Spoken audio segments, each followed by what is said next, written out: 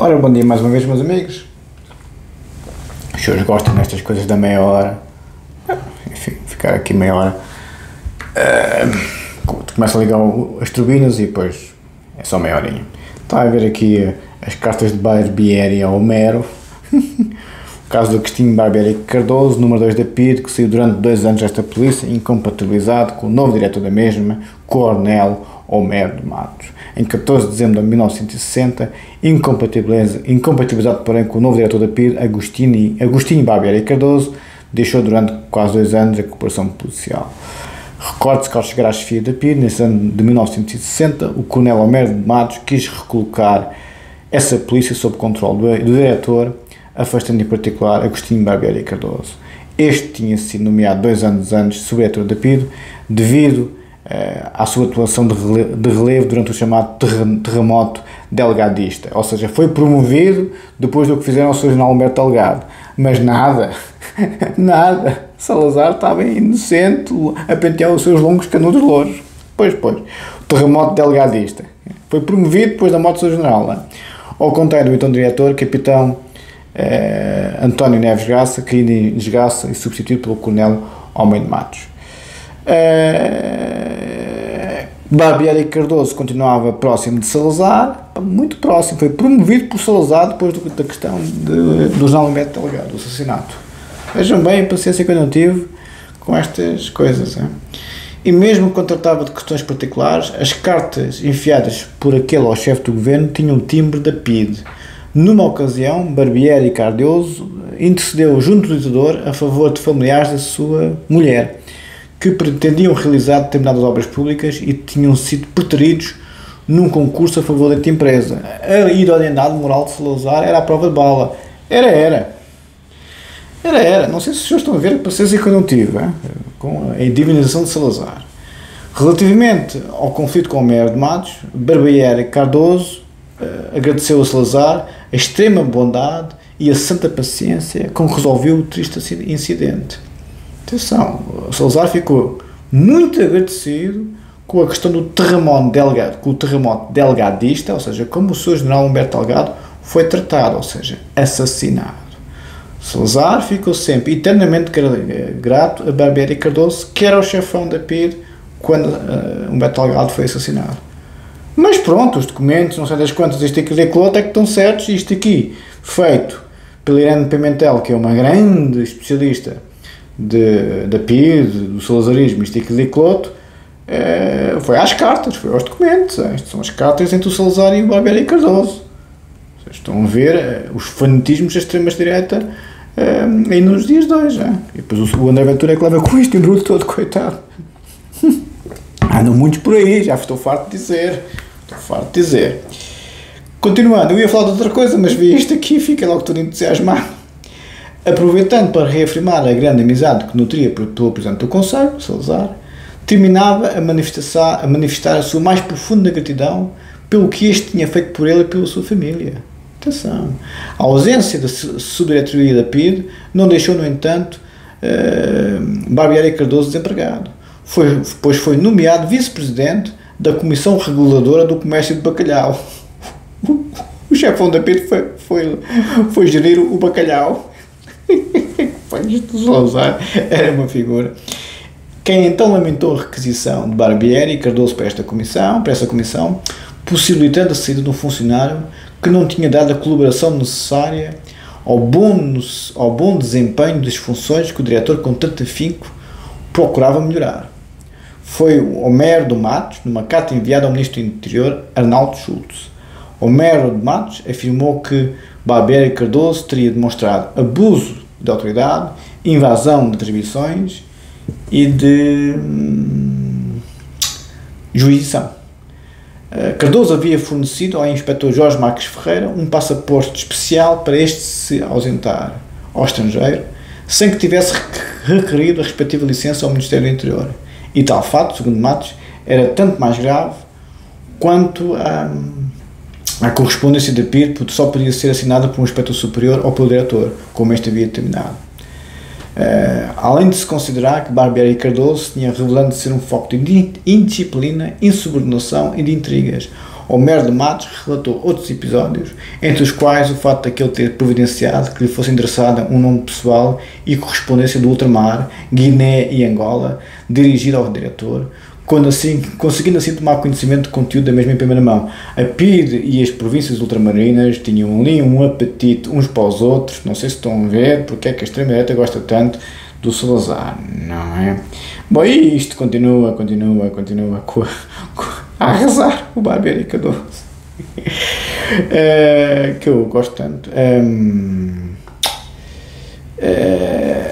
E pronto, ficamos por aqui. Vamos ver. Aliás, Barbieri Cardoso, a partir de 62, volta a PIDE, tornando-se um dos principais interlocutores entre a PIDE e Salazar. Um ex-preso político relatou um episódio, tenho que contar esta, em que o então agente Silvio Mortágua,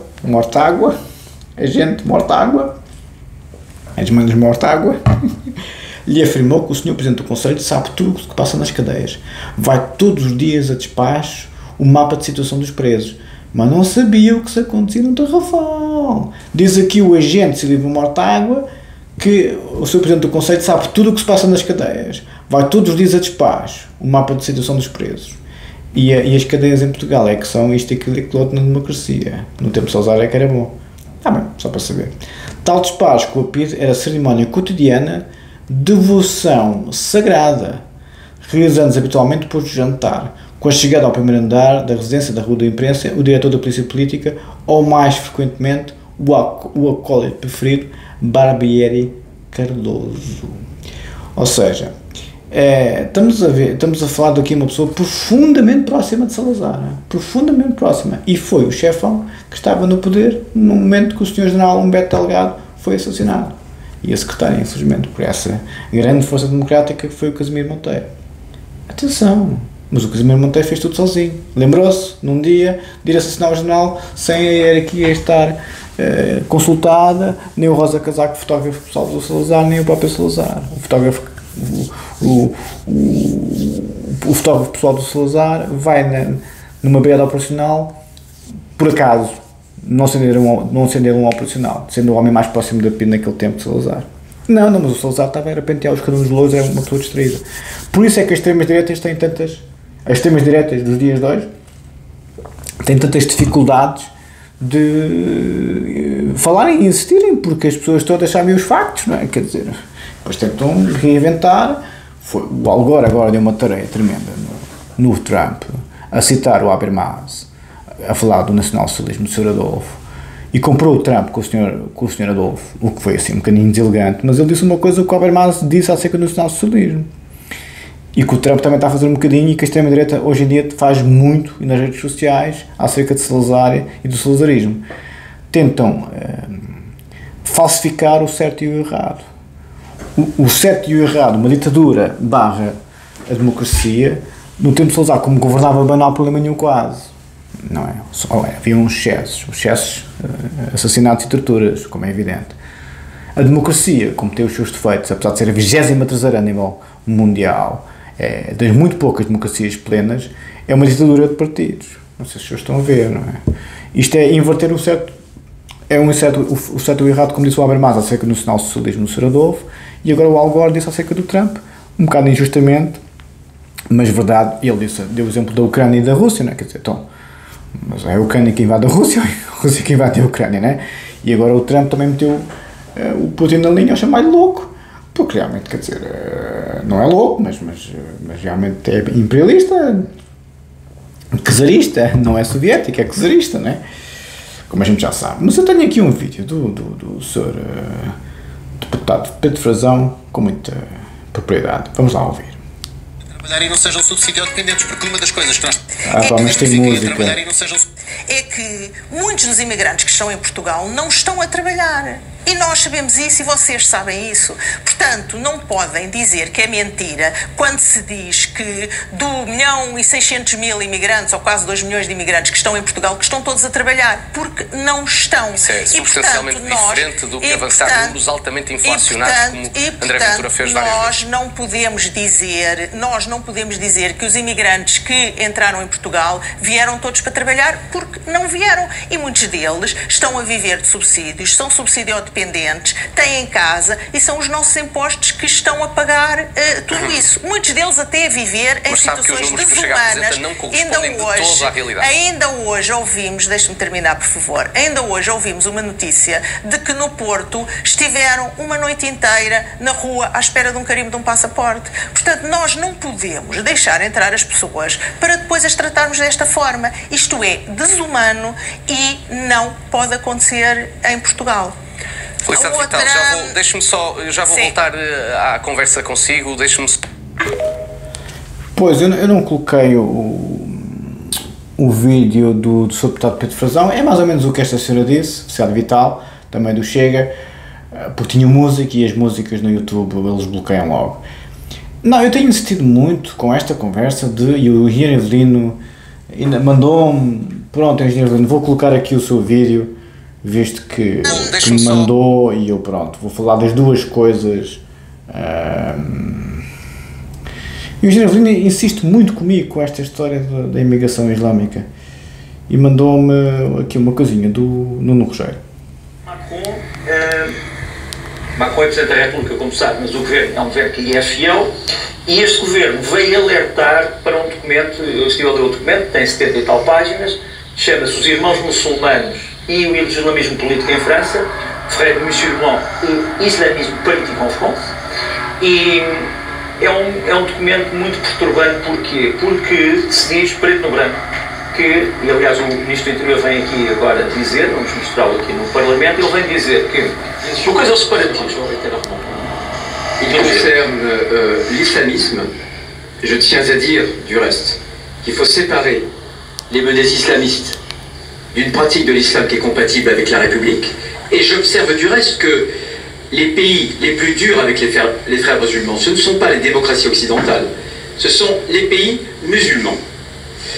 Pour le dire, je voudrais ajouter qu'il y a une grande différence entre ce qu'on a appelé le séparatisme et l'entrisme. Le séparatisme prétend faire des petites contre-sociétés séparées de la communauté nationale, tandis que l'entrisme prétend modifier profondément nos propres règles pour l'ensemble de la communauté. Portanto, no fundo, o que é que o Bruno Retailleau, Ministro do Interior francês, vem dizer? Vem dizer que há três problemas. Primeiro, o problema dos chamados irmãos muçulmanos, que são um movimento sociopolítico que foi criado ainda no século XX, nos anos 50 do século XX, e que procura criar uma rede internacional de apoio àquilo que poderíamos chamar o islamismo político. O que ele vem dizer é o seguinte: os irmãos muçulmanos são um perigo para a França. Porquê? Porque não aceitam as leis francesas. E há duas maneiras de não aceitar as leis francesas, diz ele. É o chamado separatismo, em que estes grupos criam uma sociedade à parte, onde não entra ninguém, não entra a polícia, não entra funcionários municipais, não entram cobradores de impostos, não entram terceiros, portanto isto é o separatismo, mas depois há o chamado entrismo. O que é que ele chama de entrismo? É quando os irmãos muçulmanos, em vez de criar uma sociedade à parte, tentam transformar a sociedade francesa e, por exemplo, submetê-la à Sharia, portanto à lei islâmica, onde, como tu sabes, os direitos das mulheres, pela interpretação que a Sharia faz, não são propriamente aquilo que nós conhecemos ou reconhecemos. Ora bem, a França, ao reconhecer que está com este problema, está a reconhecer que está à beira de um grande enfrentamento. E aquilo que falta, digamos assim, neste documento, para mim, é uma solução que não acabe num banho de sangue.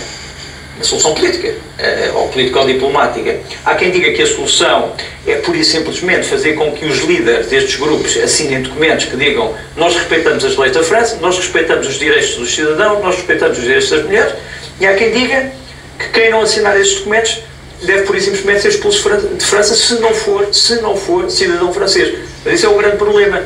É que muitos dos irmãos muçulmanos são também cidadãos franceses. Portanto, nós estamos a falar apenas de imigrantes. Portanto, é um problema grave e é um problema que se dá num país que não pode ser considerado como um aliado de Israel, um país, digamos assim, anti-árabe, pelo contrário, a França. Pois, engenheiro Avelino, pronto, pus aqui o vídeo que me pediu, não pediu para pôr aqui, mas eu coloco, está articulado com o outro vídeo da outra senhora do Chega.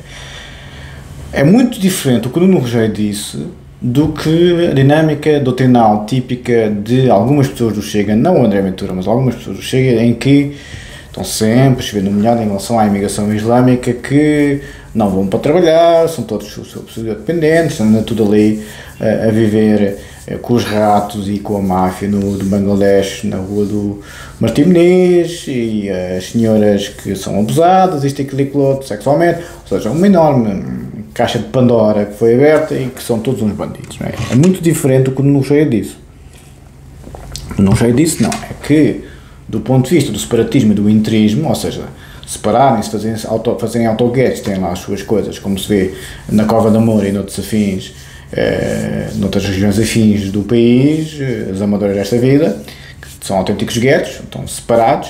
Outra coisa é o interismo, como ele disse muito bem, que querem transformar a sociedade no seu contexto global, ou seja, têm ali um pequeno texto ideológico e civilizacional, bem, não civilizacional, como é evidente, um pequeno texto identitário que quer transformar o contexto civilizacional que o rodeia, ou seja, o texto identitário da Sharia, aquele locus de pessoas num registro entrista, tentam modificar todos os outros, transformando a sociedade que os acolhe. O texto corrompe o contexto. Barthes, Roland Barthes, toda a tradução é uma traição, não é? Aqui o problema é o interismo, é o separatismo, que as pessoas usam, que criam os seus próprios guetos. Little Italy, Chinatown em Nova Iorque é um bom exemplo.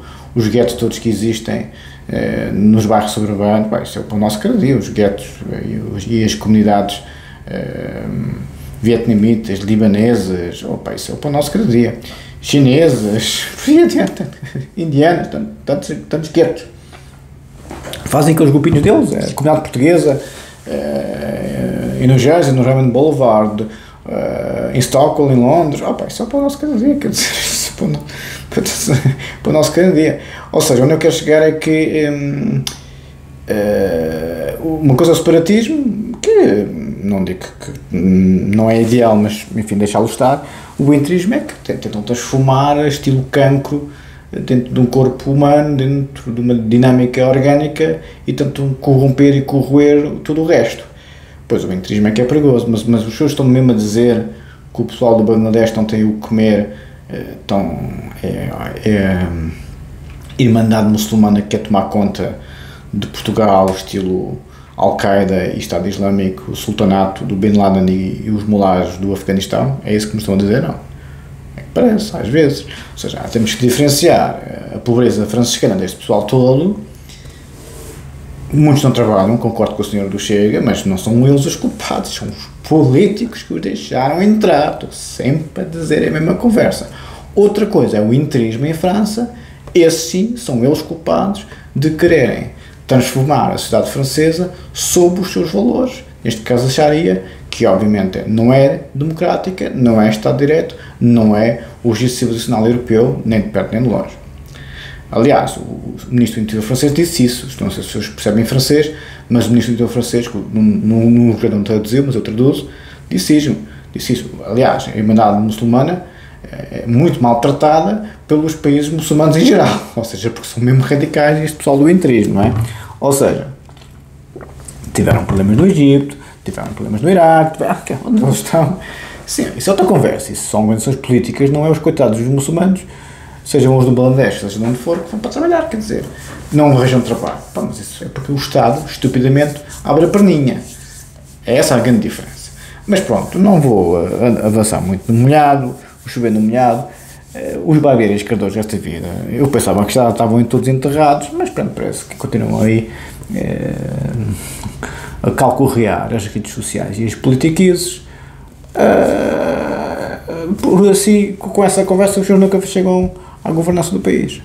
O pessoal do Chega e os seus apoiantes e simpatizantes têm que ter na cabeça que fazer imigrantes o bode expiatório, que é o que está a acontecer, todos as elites não pegam num partido destes e o próprio povo não dá muita margem.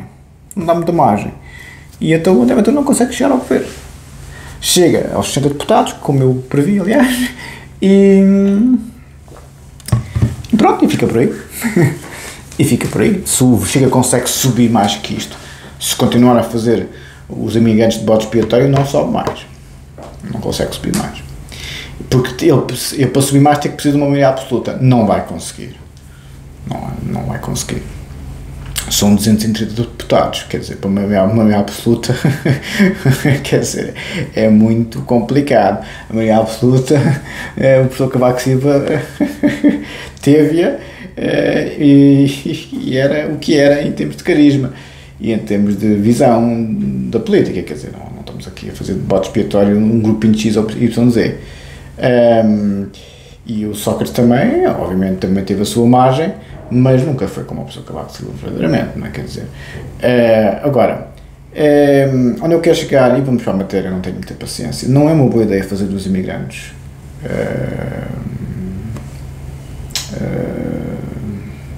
o bode expiatório, peço desculpa,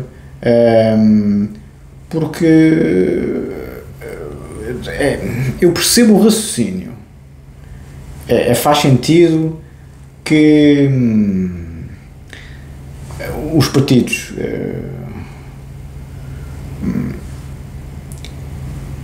tenham estes cuidados, porque há realmente muito problema com a imigração. Agora, nem 8 nem 80 que se emenderem arco e tumba, sempre batendo nos coitados dos imigrantes, quer dizer, porque a grande maioria são pessoas de bem, pá, querem ir trabalhar, são pobrezinhos, como é evidente.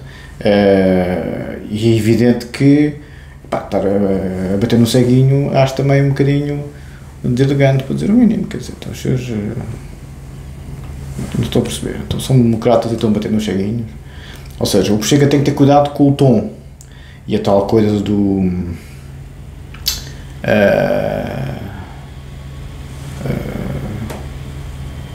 e o sanguíneos. Pois tem que se ter cuidado com isso, porque senão dá para o todo. Enfim, bom, vamos para a matéria, se concordarem. Eu não tenho muita paciência para falar sempre da mesma conversa, quer dizer, porque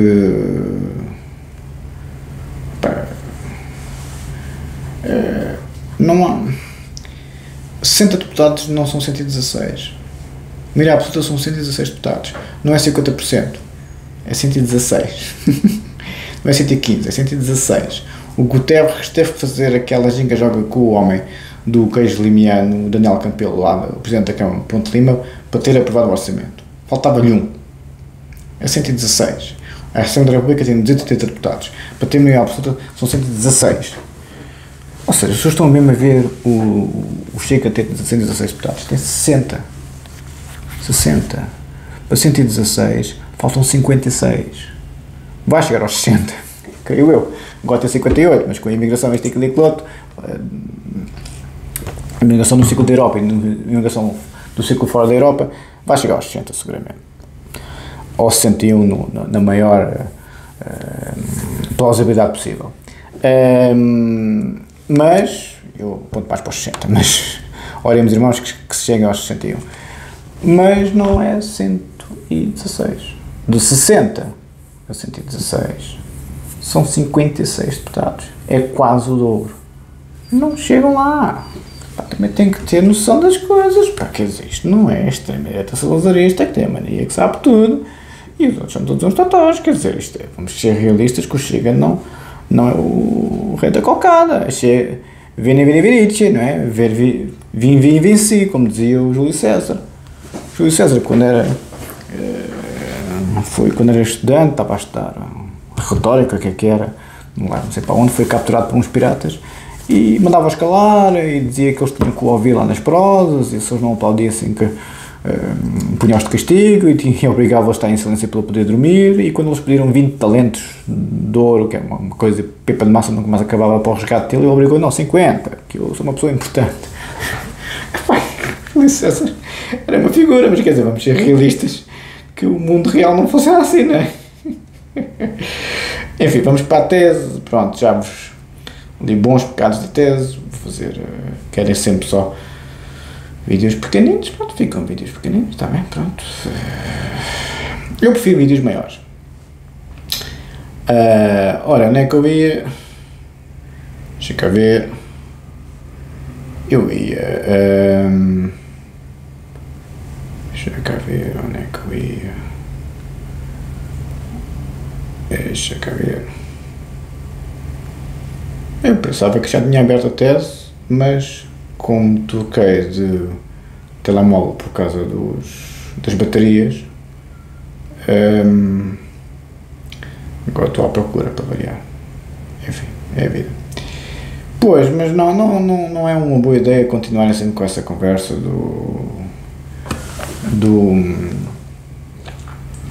bater sempre no segui. Não é uma boa ideia. Continuando. Se não vir os vídeos anteriores, temos muita pena. Há objeção consistente na ideia de que a opção... Isto é a minha tese altamente direito penal, como sabem. Há objeção consistente na ideia de que a opção pelo conceito de anomalia psíquica não permitiria, em qualquer caso, ultrapassar a questão de saber se tais anomalias seriam ou não doenças.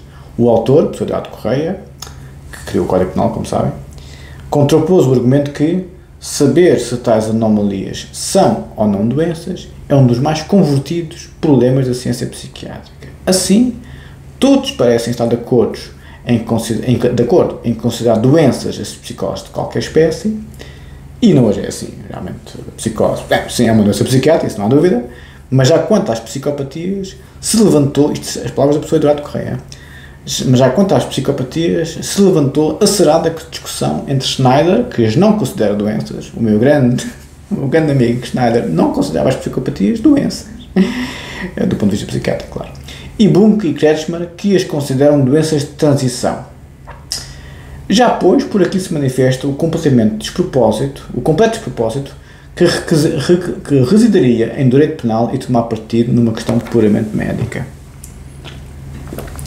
Pois, foi muito humilde o professor Eduardo Correia. Nós somos juristas, não somos. Voltamos ao juiz lá da Inglaterra.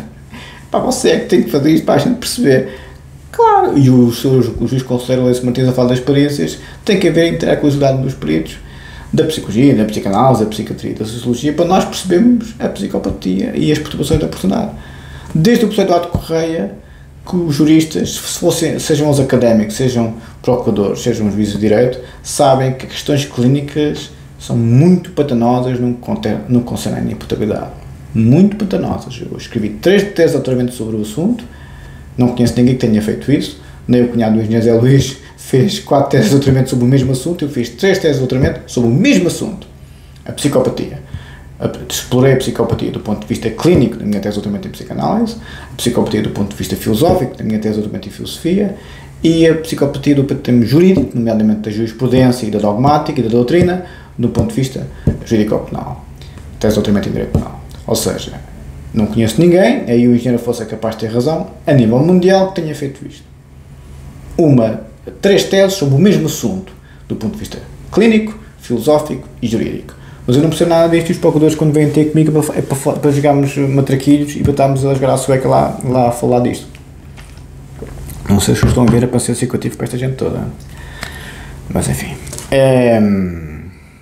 Atas do CPI do Ato Correia, atas de ações da Comissão Revisora do Código Penal, parte geral, volume 1, 24 de janeiro de 64, páginas 140, 141. E temos que ir, porque já sei que não querem fazer livros muito longos, por isso, para concluir, a opção por definir o pressuposto biológico e o pressuposto psicológico da inimputabilidade, através do conceito de anomalia psíquica, correspondeu, portanto, ao propósito de empregar nesse domínio formulações abertas. Há um conceito aberto. É indeterminado, não determinado. Fere um bocadinho o princípio da legalidade, o artigo 1º do Código Penal. Fere, sim senhor, mas foi a decisão do legislador. suscetíveis de virem a ser integradas pelas outras ciências. Foi aberto, não foi dogmático, foi antigo dogmático. Ou seja, o propósito é empregar uma formação aberta suscetível de vir a ser integrada por outras ciências. Ou seja, a tal psicologia, a tal psicanálise, a tal psiquiatria, a tal sociologia, a dar os aporres. Isto nos anos 60, os juristas já sabiam disto, não é? Excluindo-se por essa via a filiação do ordenamento jurídico português numa certa corrente epistemológica. Isto, as palavras são minhas, porquanto, como refere Curado Neves, ou seja, o ordenamento jurídico português, o Código Penal português, não é nem psiquiatra, nem psicológico, ou psiquiátrico, nem psicológico, nem psicanalítico, nem sociológico. É direito penal. Bem, evidente, não é? Como diz o professor Curado Neves, não só por se entender que o legislador não deveria arbitrar disputas dentro de determinada área científica, como é evidente, mas também por não acolher uma fórmula que em breve se viesse a revelar ter por base uma concepção científica errada ou desatualizada, ou que levantasse excessivos problemas de aplicação prática, como diz o professor Curado Neves em Problemática da Culpa nos Escritos Passionais, 2008, página 16. Já vos falei do artigo 64 e do artigo 122 do Código Penal francês, que artigo 64 do Código Penal de 1804 foi substituído 190 anos depois pelo artigo 122 do Código Penal francês de 1994, se não me falha a memória, ou seja, 190 anos. Vejam bem como é que isto não é pantanoso. Para concluir, problema, aliás, a questão da aplicação prática, né? Problema, aliás, que o conselheiro José Osório atempadamente levantou, nomeadamente no que concerne à aplicação prática por parte dos tribunais, afirmando que, e agora aqui são a citação do seu conselheiro, a referida disposição, artigo 18 do projeto, 20 número 2 depois no Código Penal, o havia chocado um pouco pela sua aparente artificialidade, considerando inimputável quem verdadeiramente ainda é imputável. Espetacular. E pelas dificuldades práticas a que podia dar lugar a sua aplicação pelos tribunais. Atas do CP Eduardo Correia, atas das sessões da Comissão Revisora do Código Penal, parte geral, volume 1, 25 de janeiro de 64, página 155. O seu conselheiro tinha toda a razão, porque realmente o artigo 20, número 2, disse o professor Otávio de Carvalho muito mais tarde, semi-imputabilidade ou imputabilidade diminuída, uma lacuna do Código Penal. Estava a falar justamente do que o seu conselheiro José Osório disse, tratar alguém inimputável quando ainda é imputável. Por isso, os tribunais sempre tiveram muitas dificuldades no terreno da inimputabilidade. Não é por acaso que é um juiz conselheiro que diz isto, o seu conselheiro José Osório. Isto em 64, mas os senhores é que sabem disto, esta eminência é que sabe disto, hein? Por isso, ficamos por aqui. Muito obrigado, um abraço.